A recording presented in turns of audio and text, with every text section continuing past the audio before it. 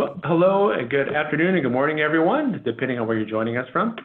My name is Shane Hamstra, and I'm with RTI International, and I will be your webinar technical support technician for today.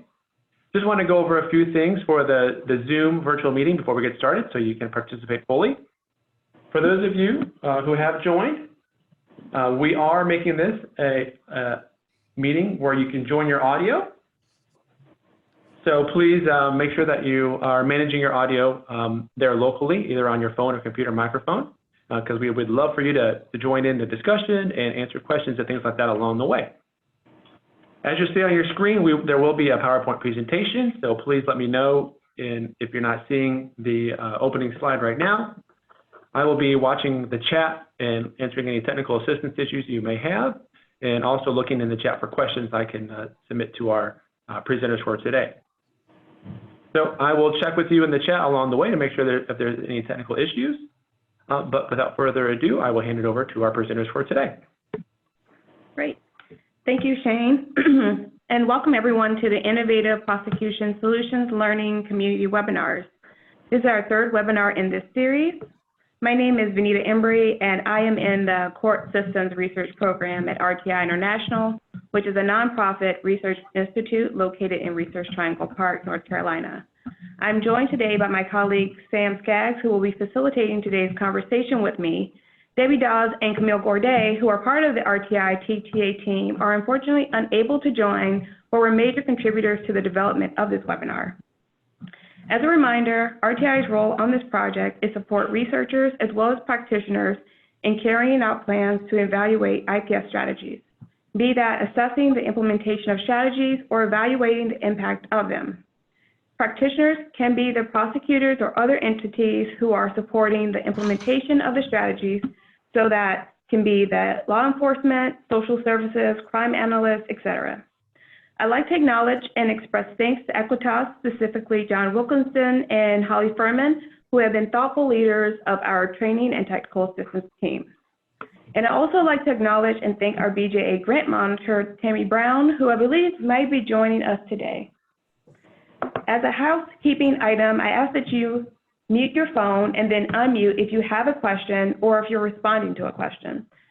With that being said, we see the format of this webinar being a dialogue, a way for researchers and practitioners that are part of the IPS community to share their partnership experiences and strengthen peer-to-peer connections.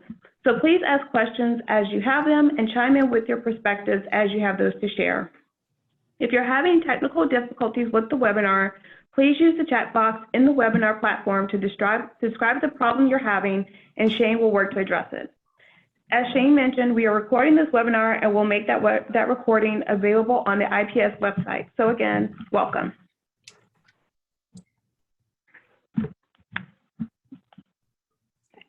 Before we jump into today's topic of the Research Practitioner Partnership, and in lieu of formal introductions, which will consume our hour, in light of how many of you are joining today, I wanted to take a moment to call to attention the variety of jurisdictions involved in the IPS initiative and the variety of focus areas being addressed, from violent crime and gun violence prosecution to strategies to address opioid overdoses and to implementing prosecutor-led restorative justice programs, to name a few.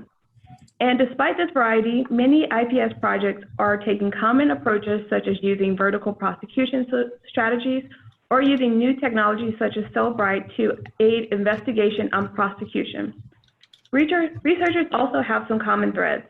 For example, several are using analytic techniques such as social network and social media analysis, and some are working through the challenges of integrating administrative data across local agencies to assess the impact of IPS initiatives. So given these commonalities, those of us working on the training and technical assistance team feel it's a big value add to help you build peer networks to be a resource for each other and share lessons learned and tips on implementation and sustainability. And hosting these periodic webinars is one way the TA team can help make those linkages happen.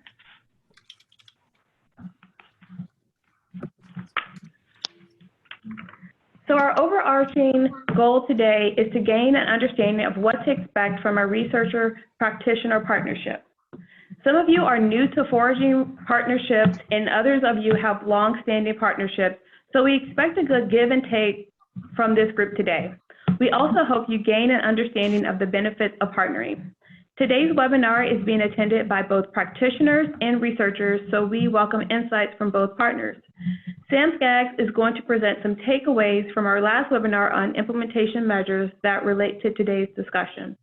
Then Sam and I will facilitate a discussion on your partnership experience on the IPS project. Specifically, we'll be discussing how your partnership was initiated and fostered, what are the success and challenges of the partnership, and how can the partners work together to promote sustainability of the IPS strategy after the life of the grant.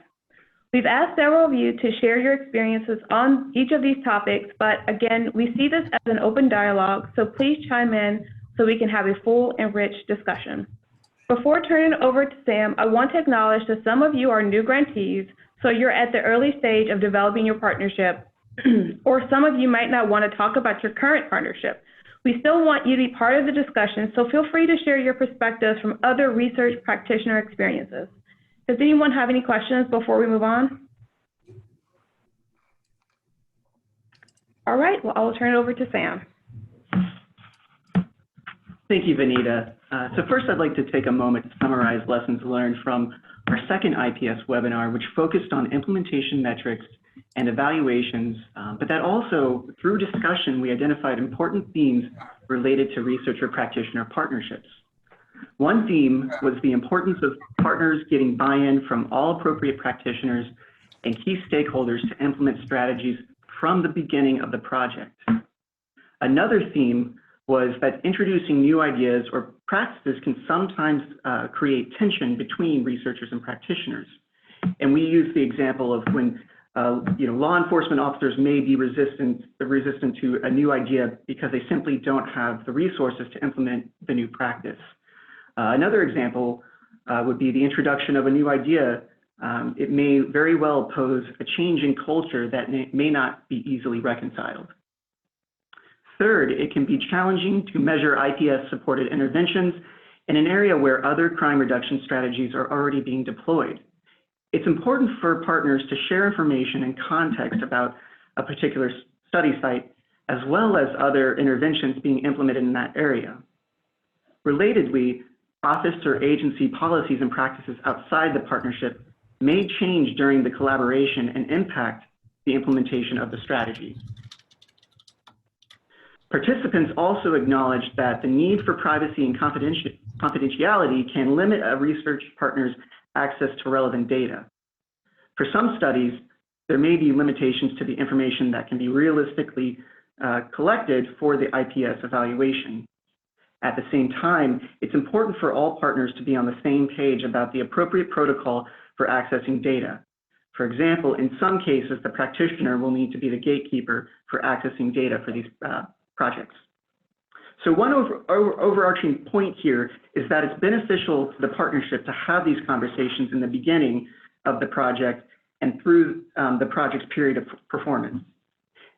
These themes also highlight the importance of facilitating collaborative goal setting and planning for the project and building in a process for continual and iterative feedback with your practitioner or research partner. We also identified themes related to sustainability of the partnership. For one, webinar participants discussed the necessity of spending resources above what is provided by a given grant to foster the partnership with the practitioner. For example, this process may mean having unplanned meetings or discussions about the project. And relatedly, the ability of the researcher to assist practitioners with matters beyond the scope of the IPS project can build trust with the practitioners and establish collaborative dynamics that are ideal for future projects. As an example, the goal of the IPS strategy may be to conduct a process or an outcome evaluation of a given program, but the partnership may lead to additional discussions about tracking other metrics, creating or improving a case management system, or assessing the impact of additional interventions in that DA's office or police department. So building on these lessons learned, we thought it would be fruitful to facilitate a more in-depth conversation among IPS peers about researcher-practitioner partnerships in your IPS project, as well as in previous partnerships. So in the first section, I'd like to facilitate discussion around the areas of fostering and sustaining practitioner researcher partnerships. First, I'd like to hear from a few practitioners about how they chose their research partner for their IPS project, or again, how they have chosen research partners on previous projects. Is Tamara Holland from Montgomery County online?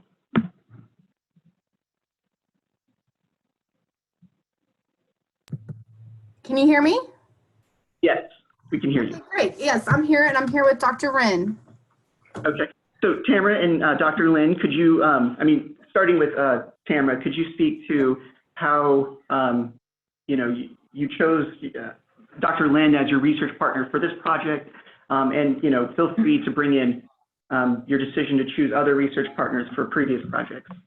Sure, and this is the first time that I've been down this road to have a research partner at all, but we're here in Montgomery County, Texas, which is just north of Houston, and just north of us is Sam Houston State University, which is well known for their criminal justice department, and a lot of prosecutors in our office went to Sam Houston. So one thing that we did prior to applying is that we actually got with Sam Houston State and wanted to talk about the problem. So we went through a whole process of first working together to identify the problem before we even got to a solution, so that we could see how we work together, if this was going to be something that would work out.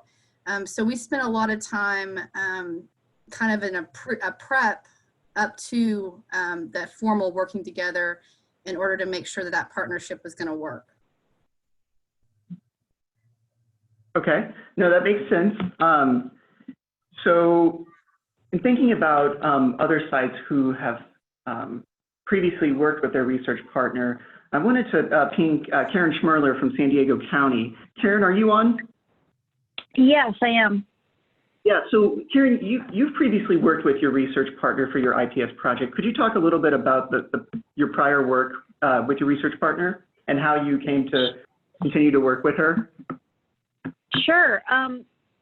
We go way back. I had worked with our research partner, Deborah Weisel from NCSU, North Carolina State University, back in the 80s in Washington, D.C., when we both worked for the Police Executive Research Forum. But when I started working on a DV grant for the Chula Vista Police Department prior to this one, she had written a book on repeat victimization, and so I thought she'd be really good on this topic. But there was a local researcher, and there was another researcher I'd worked with on a motel project, and I ended up sort of putting together like a write-up of the 3 potential research partners and took them to my boss, and it was pretty clear that Deborah Weisel was like the perfect match for us on the repeat domestic violence project. So that's how we ended up selecting her. Thanks, Karen. So moving on to the second question, how do practitioners and research partners address the need for cross-training or education of the legal or research evaluation processes, if it is needed at all? And I wanted to call on Pat Muscat from Wayne County to speak to this point. Pat, are you on?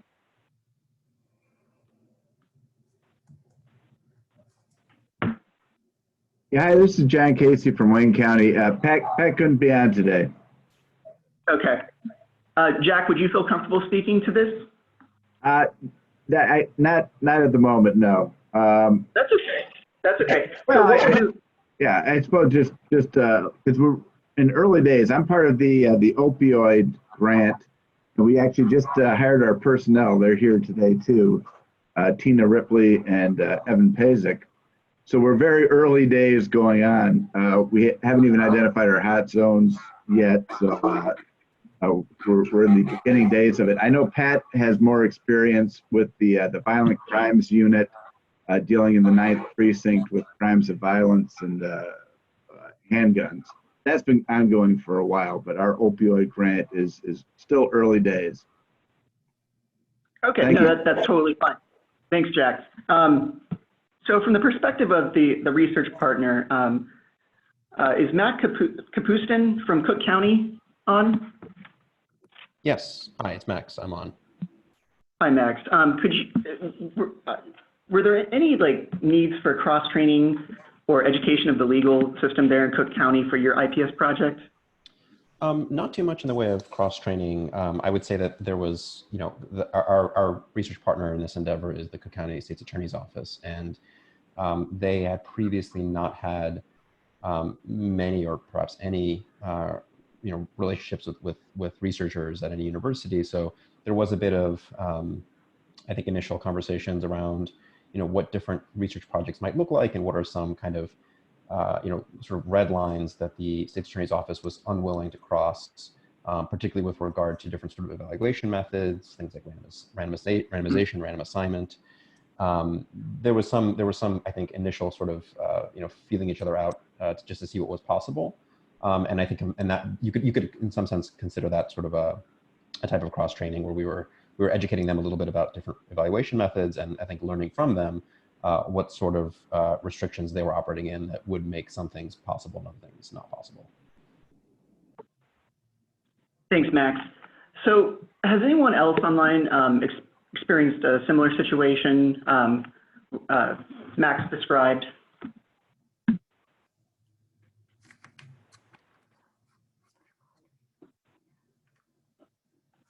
The question is, hello everyone, my name is Ling Ren. I'm a professor of criminal justice at Sam Houston State University.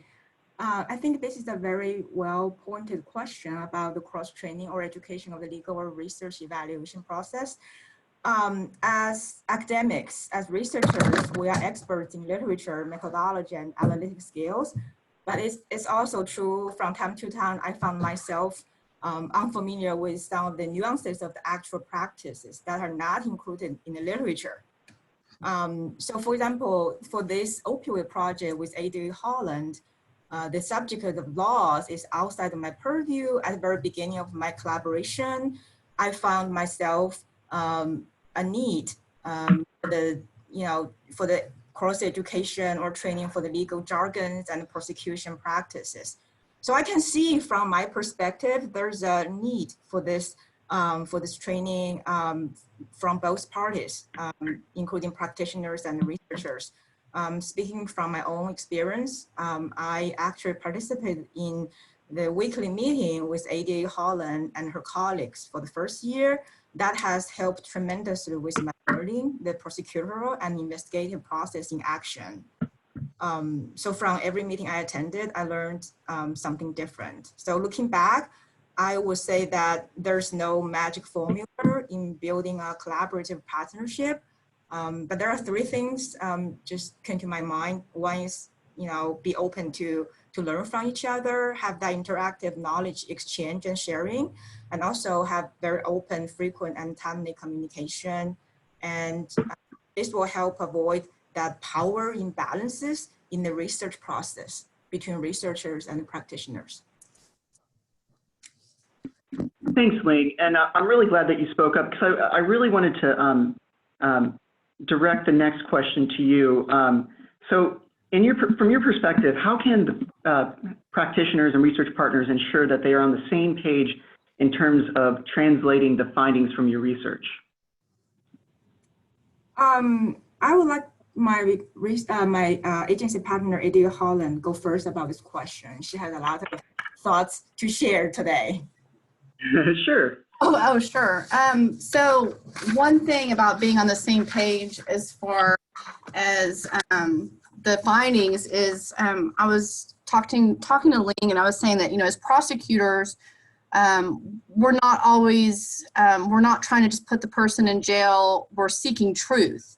So in some ways it seems like the research partner is grading our paper, but in reality, prosecutor, you're always searching for the truth. So if something isn't working, we absolutely want to know that. So in my view, as I go through this project, obviously I want to see the numbers improve as far as overdose deaths and overdoses not resulting in death.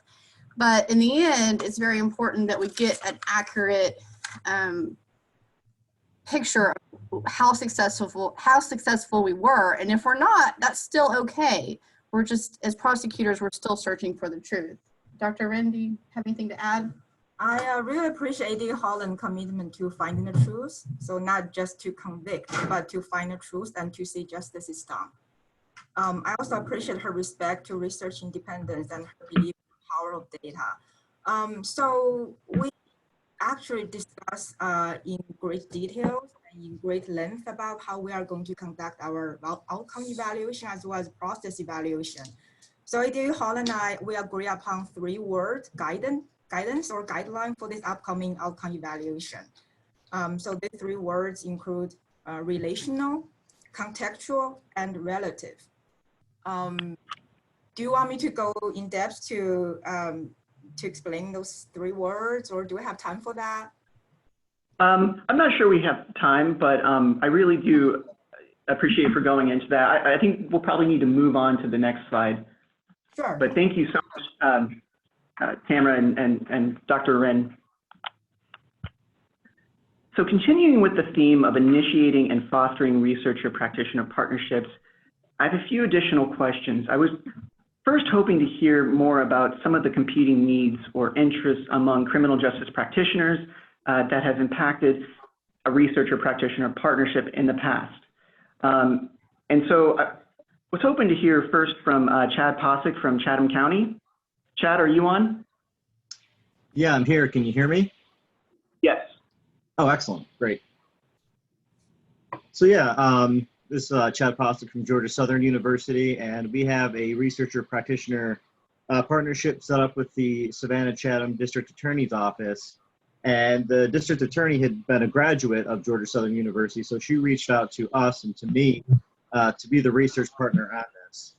So that's how I kind of got involved with the Innovative Prosecution Solution project, where we looked at high-frequency violent gun offenders. And so I think in terms of competing needs or interests, of course, as the researcher, we're always looking for data on the project, and hopefully the practitioner is sort of, collecting the data that we need. And I think that some of the competing needs is, as the project went on, there were sort of these ancillary projects that had popped up. And they were sort of tangentially related to the gun prosecution project, but they were still, important for the prosecutor's office. So I think in those instances, on one hand, it's important to be directed and think about the funded project, but also I think as researchers, we have a responsibility to keep in close contact with our practitioners and see what other needs they might have in other projects that, again, that might not be exactly related to the project, but we can be a resource for them. And I think that opens up a lot of trust. And in the future, I think that really establishes a tight connection where, if we need data or they need to change something, being receptive to all those different needs and interests, I think is critically important, because it builds that trust that might not be there if you said, well, you know what, I don't have time for this, or it's not directly related, so I'm not going to look into this any further. So I think along many of these projects, there will be competing needs, there will be different interests, and it is important to make sure that we're staying on track with the current project. But I think it's also important to make sure that we're there as a resource. The researchers are there as a resource for the practitioners. Thanks, Chad. And to kind of get the other side of the coin, is Bree Miller from Nashville online?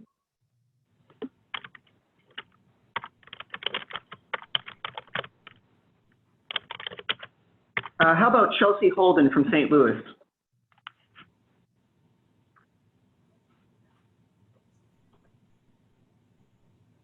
Okay, so I'd like to bring it back to Tamara. Sure. From Montgomery County.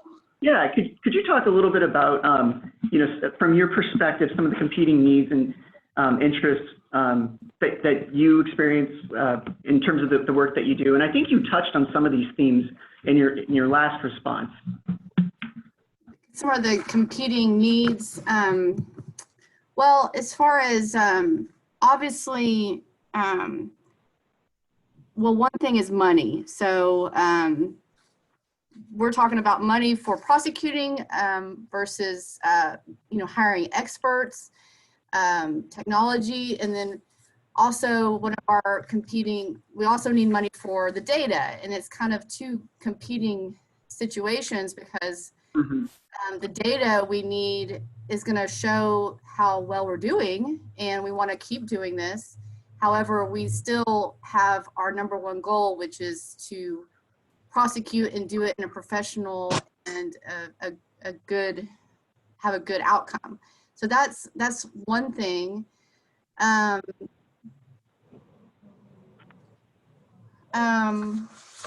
Yes, I think the data issue is very instrumental in a very successful outcome evaluation. One of our outcome measures is the Texas prescription program data that is not open to research. In order to obtain the data, the DA's office has to spend to actually purchase it from a vendor. It's very costly. So we think that's one of our, concerns about, how successful this project will go in terms of getting the data. So sometimes it's difficult to, for instance, my bosses, they don't really, they're on their own mission. They're not intricately involved with the research process. So explaining that to them and why this is important and why that can help us as an organization reach our goals is difficult because they're not looking at that from a day-to-day perspective like I am, and I'm learning from the Dr. Wren what kind of things they need to show whether or not what we're doing is we're doing a good job. I think that makes. Excuse me. Go ahead. The good thing is Ada Holland and I already talk about our evaluation plan in a very early on stage, right after the grant was awarded. So we are on the same page in terms of our outcome measures, in terms of the data sources. So this, I think, makes this process much easier with that very, very effective communication in terms of the evaluation. Thanks, Dr. Wren. So for this final question, I wanted to open it up to the group, but I wanted to toss it to practitioners. So from the perspective of the practitioner, what are the strengths and limitations, if any, of working with a research partner to implement and evaluate an intervention? And again, this can be on a previous project that you've worked on. And anybody can respond to this.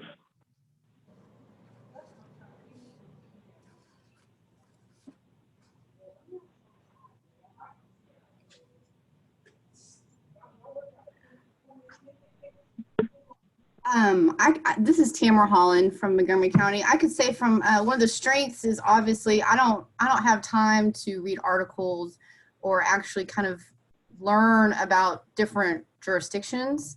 I'm kind of in a tunnel here in Texas, I think.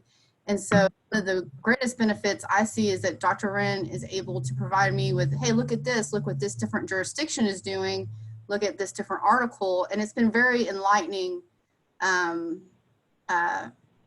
to work with Dr. Wren as far as strength goes. As far as limitations go, I would say, obviously we're two different people coming from two different educational backgrounds. And so obviously learning each other's trade has taken some time, but I think that our strength is learning from each other. Thank you. No, that's great. So can anyone else relate to Tamara and Tamara's perspective on that? This is Michelle Bachman from York County, Pennsylvania. Can you hear me? Yes. I can relate to that, certainly. I think the biggest limitation or just the barrier in the beginning is learning the needs of each other and understanding what the research partner is going to do with the data, making sure that it's packaged in a way that it's usable for them, So there's a lot of planning that went on through the first quarter just to get to a point where we knew what we were needing to collect to get them the information that they needed. And also finding, the appropriate project members to collect that accurate data as far as baseline and then moving through into the actual project data. So that was kind of a tough learning process, and through nobody's fault. I think that just goes with the territory. But now that we're on the same page, we understand the project from each other's perspective. They're able to give an independent, some independent feedback on what we're doing. Not quite yet because we just went live in our program in January, but having that objective feedback and anticipating getting that reporting throughout the rest of the project period is definitely a strength rather than just analyzing our own data and saying, good job, you're doing the right thing. I think that third party independent perspective is very important for these types of projects. Thanks, Michelle. Sure. So I'm going to turn it over to Vanita, who will facilitate the next section of the webinar. Great. Thanks, Sam. Okay. So now we'll transition to some of the success and challenges with the research practitioner partnership. So as we noted before, while some of you may have long-standing partnership, it's important to recognize challenges to this relationship and acknowledge all the hard work that's needed to overcome challenges, as well as promote the successes and identify strategies for making these relationships work. For this topic area, I want to come back to Cook County, Illinois, with Max Kaputzen, who is a researcher, and Ethan Holland and Nicole Kramer, who are the practitioners, to discuss their partnership.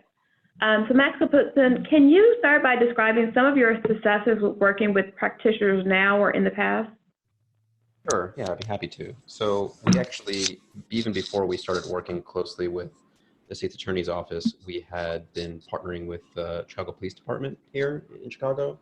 And part of that partnership involved deploying some of our staff, some of our analysts, to work alongside police officers to provide them with analytic support in kind of how they do their day-to-day operations, where they deploy resources and so forth. And it was really building on that kind of successful model of cooperation, where we were not strictly approaching this as researchers with a particular research objective in mind, but rather as sort of analysts with a certain skill set that could be helpful to our practitioner partners. It was really that model that helped, I think, make the subsequent partnership with the State's Attorney's Office successful, in the sense that we already built a rapport with the police department, and this effort that we are partnered with the State's Attorney's Office on is really, you can think of it almost as like a three-way collaboration. It's us, the researchers at the University of Chicago, it's the State's Attorney's Office, the prosecutors, and it's the police department. Because this model requires prosecutors to be embedded in police districts, which is an environment that we had already, had met with some success there, deploying our own staff. And so we were able to leverage some of that relationship capital, and even some of the direct analytic support to help the State's Attorney's Office, such as by producing, for example, maps that would show where violent crime was taking place in these specific police districts in Chicago, which could help not just CPD deploy their resources, but also help the State's Attorney's Office with some of their efforts. Great, and that goes into the next bullet, which is some examples of knowledge gained about research and practice. Can you talk a little bit more? So you mentioned that there was the hotspot analysis that were done early on and to help make some more informed decisions about where to place the embedded prosecutors in Cook County. Can you describe how, I guess, the process, the roles and responsibilities that you have versus the practitioners in kind of making those decisions, as well as documenting results, and how that just impacted your implementation strategy? Sure. Yeah. I mean, I'd say the process is fairly fluid. I think all of these efforts, both the efforts of the prosecutors and the efforts of the police department, were sort of all in response to this ongoing gun violence crisis in Chicago. And so everyone is just trying to be very collaborative and pragmatic and finding any way they can to be helpful. And so we adopt the same exact approach. We didn't want to, we're not there to impose any restrictions on the State's Attorney's Office and say you have to do things a particular way because the research demands it to be done that particular way. Rather, we said, here's what our expertise is. What are some things we can do to be helpful? They mentioned that these kinds of maps would be helpful to them. And so we said, sure, well, we're happy to produce these and get them out to you.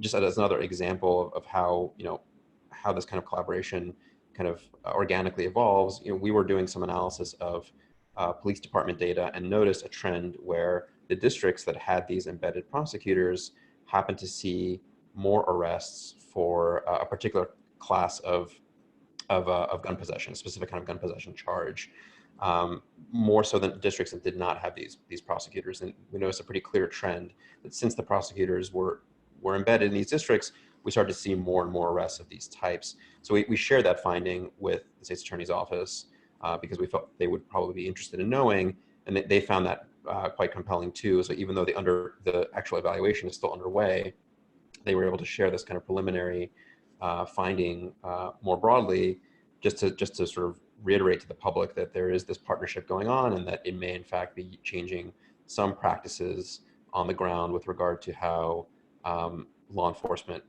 deals with individuals suspected of gun violence. Great. And I'm wondering if, Karen Schmerler, if you have any insights also, or would like to share some of your successes with your partnership. Sure. We are just about to finish up a 6-month randomized texting experiment. The concept is that we're trying to see if focused deterrence would work through a text setting. So we're sending text to offenders saying, the prosecutor can't file or proceed on this case, but if you do it again, we can file on this case and the one in the future, just to see if that has any impact. And it was really helpful to have Deborah as our research partner in terms of structuring the evaluation. I've worked on some evaluative projects before, but I don't have the confidence or the methodological background to totally go that on my own. And so she and I have we're in contact like every week by phone or by email, and I'll send her like a mocked up data set to see if the data is going to match what she needs. And I just feel like I have a guide through this process, and that what we've done is tight in terms of a methodological perspective. Great, thank you. So on the flip side, for this or previous projects involving the partnerships, we want to know about just some challenges. So in some times we have challenges that we're really not able to resolve that. So I was wondering if either Chad Posick, if you'll be willing to talk about kind of dealing with some unexpected challenges, and how were you able to work with your partner to kind of acknowledge some challenges and kind of come up with alternative solutions? Yeah, so there's one in particular that I think other sites probably have experienced as well, and that is turnover in the police department and the prosecutor's office. So even though we have a strong researcher-practitioner partnership, one of the things that we had to deal with is the fact that generally, in the district attorney's office, they're promoting someone on this project that is, one of their stronger prosecutors, and then they're there for 6 to 8 months, and then they move somewhere else. In the police department, we had a lot of turnover. So in Savannah Chatham Police Department, we had 4 police chiefs in the last 7 years, and turnover in all sorts of ranks as well. So, as soon as a new person comes out of this project, it's one of many things that they're trying to learn and wrap their heads around.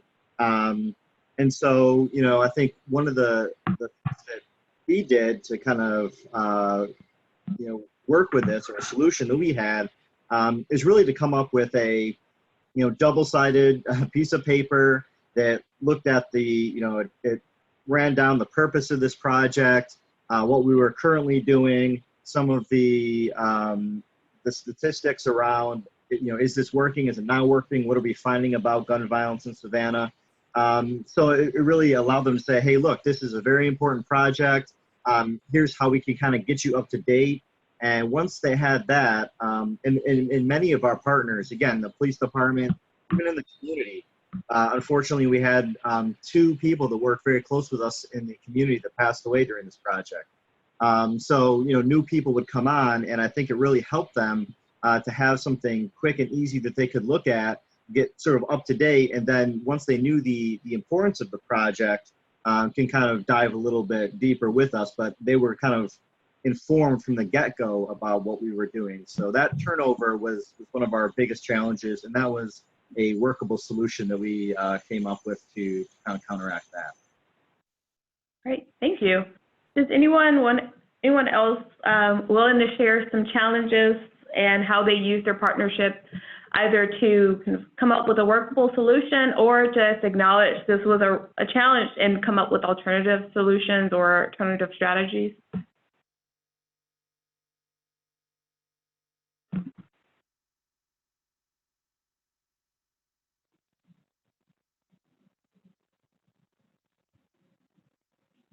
Okay, well, we'll move on to our next area, which is sustainability.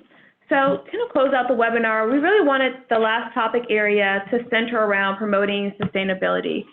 In the past webinar, as Sam earlier recapped, program sustainability is a major focus, particularly for thinking through both the funding and staffing resources needed to keep what could be promising or effective solutions continued after the life of this grant. Many of you have longstanding research practitioner partnerships, and others are engaging in this partnership for the first time or in quite a while. So let's go back to Wayne County's researchers, Ed McGarrell and Julie Krupa. How have you all worked to ensure the sustainability of your project after the initial funding ends? Well, hi, everyone. This is Ed McGarrell. So as John Casey mentioned earlier, we have 2 current IPS programs, one that's been underway a longer time, which involves the use of a special grand jury to address gun violence and non-fatal shootings in particular. And the second is the one that John mentioned on opioids, which we're just getting started on. We've had the good fortune of working for a number of years with the Wayne County Prosecutor's Office and other partners in Detroit. And we're really at the point where we expect to sustain our programs and the research partnerships beyond any specific grant award. And I think there are kind of several factors that have been critical, some of which other folks have mentioned earlier. One is we just benefit from the leadership within Wayne County Prosecutor's Office. They've been very supportive for trying innovative approaches to addressing a whole variety of public safety issues, the use of data and analysis to inform those initiatives, and in sustaining our research partnership. That leadership support spills over to our other partners in the police department, the Department of Corrections, U.S. Attorney's Office, and a variety of other partners.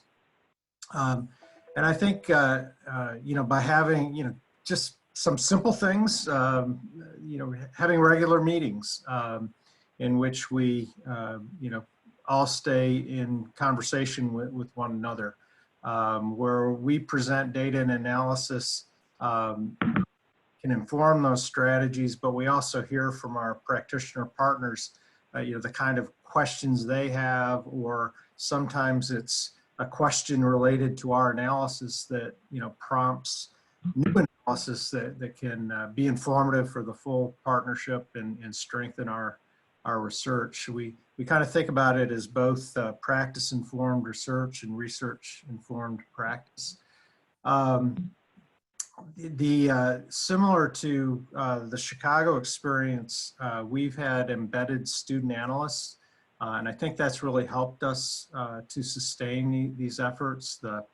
Those students perform, provide analytical support for both the prosecutor's office and the police department in ways that I think wouldn't normally be available. So that's helpful, but they also serve as kind of a liaison to the research team so that we can conduct our research, but work with those student analysts and try to minimize the burdens we put on our partners. Wayne County is also, they actually have an assistant prosecutor who's become very skilled at writing grants. And I think that's helped. So she's always looking for the next opportunity. And I guess the final thing I would point to, and certainly Julie could jump in, but I think the fact that we've been at this for quite some time and we've been able to generate evaluation findings that, that have demonstrated positive impact on public safety. We've also had some findings that were less clear, and our practitioner partners have helped us think through how to improve that research. So I think, in the case of the special grand jury project, the prosecutor's office started this as a pilot in one precinct and really did their own analysis and saw some significant reductions in non-fatal shootings. And it was those positive findings that, through the IPS program allowed us to expand the program and now engage in a much more comprehensive evaluation. So it kind of brings it full circle. And that's also what we're trying to do with John and his team on the opioids project. We've had some challenges with data access as we kind of moved, beyond police specific and prosecutor specific data to looking at different types of public health data. But we're working through those challenges now and hope to be able to provide some analysis of benefit to John and his team as we move forward. Great. So do any other practitioners from other sites want to talk about what they're doing to kind of encourage future collaborations? So this can be both, again, from existing partnerships that's from the past or kind of ideas for the future of your current IPS grants. Any practitioners want to chime in about their perspective?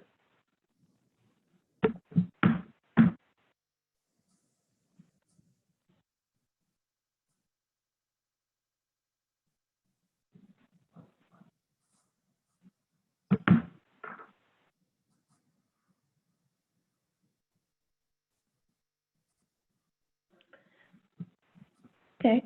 Another question we have that's related to kind of sustainability is communicating findings. How have you all and this is more directed, this is again open to everyone, but really directed to those at Cook County or Wayne County. How have you all communicated findings from your partnership and project to policymakers and other professionals in the field?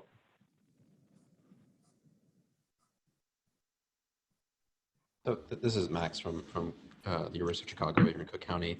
I mean, we're in regular communication with not just the state's attorney's office, our partner on this IPS grant, but also with a whole host of other policymakers and practitioners, the police department, the mayor's office, the courts, and so forth. And we're always trying to sort of keep each other up to date on the latest findings and developments. Understandably, a lot of this work, it takes some time to sort of reach fruition, and so we don't always have answers yet because some of these projects are still in the field.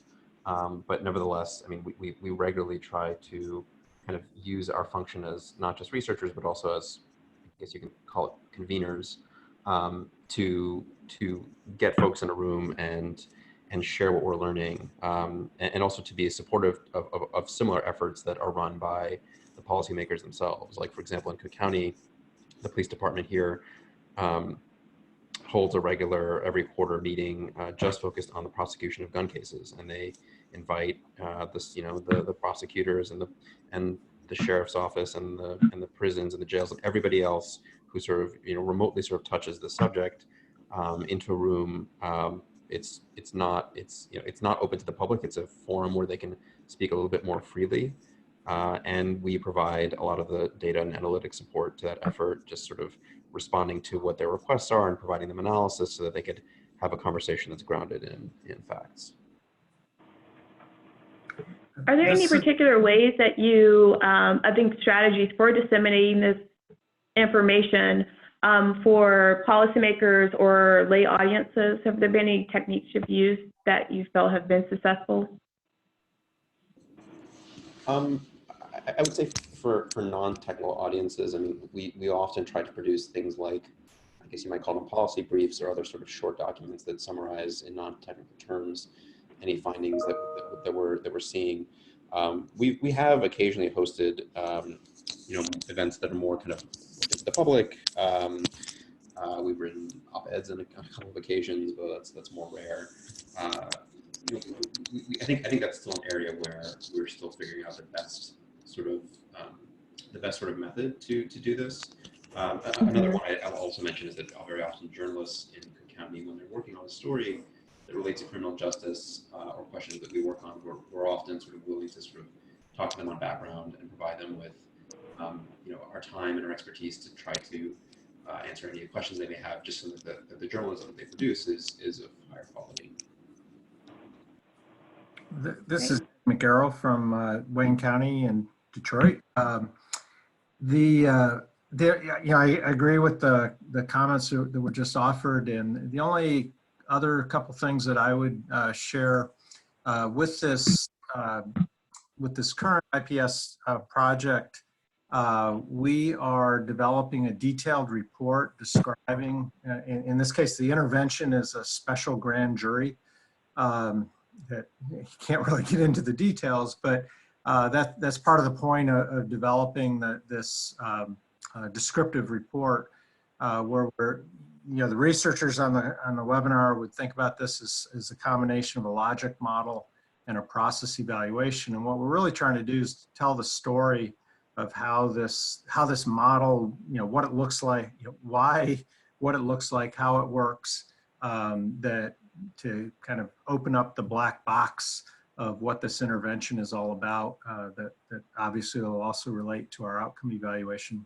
The other thing that, in addition to those policy briefs or executive summaries, we also try to make it a point to share any of our reports with our key partners ahead of time in draft form, so we can get their input and respond to their questions.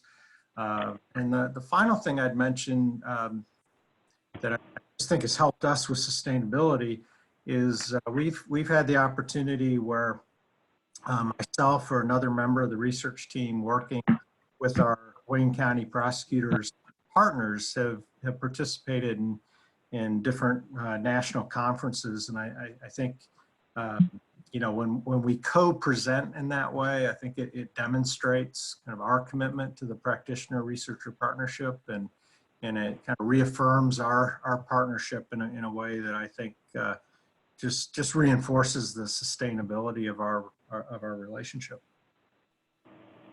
Hi, this is Dr. Joseph with Cobb DA's office. I would just like to share a little bit of info with regards to how we came about being a part of the IPS grant. 3 years ago, we were awarded the SAGI grant, the Sexual Assault Justice Initiative grant, and it was the Cobb District Attorney's Office, Live Safe, which is a domestic violence and sexual assault shelter, and Cobb County Police Department. We all came together to work as a team specializing in sexual assault cases. Well, what we were doing prior to the SAGI project, each month, each partner would send out a report to the other partner with regards to what data had been collected and what they were able to share and whatnot. Well, through the SAGI project, we were able to have a web page developed where now all 3 partners are able to go onto this one web page and enter all of the data, and we have access to it, which has made it a much easier task for us to share information. And what we're hoping to do with this IPS grant is, once the researcher comes in from Kennesaw State University, is have them take a look at the data that we have collected thus far and see what could be done if in fact anything to help us better serve the sexual assault victims within our community.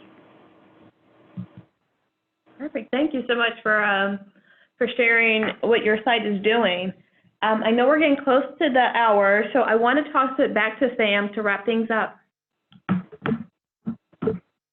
Thanks, Anita. So in wrapping up this webinar, we've heard a lot of interesting experiences and perspectives.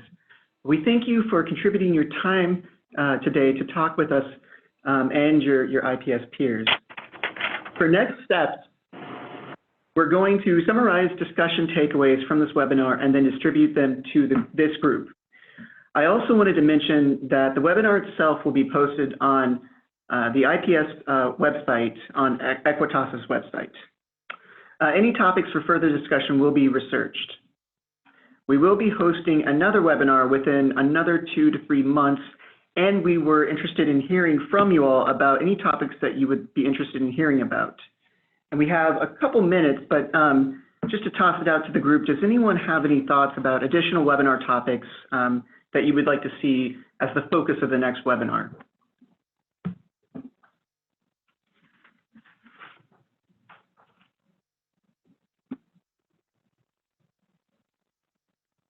Okay, well, if any ideas come to you all after the webinar, feel free to reach out to either the RTI or Equitas team.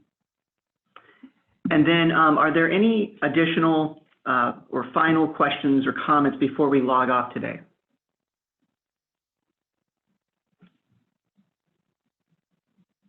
Okay, well, thank you all and have a very nice day.